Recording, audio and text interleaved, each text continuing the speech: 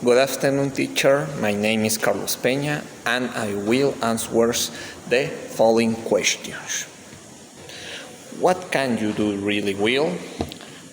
I can clip trees really well. What do you have to do in the morning? I have to tidy my room.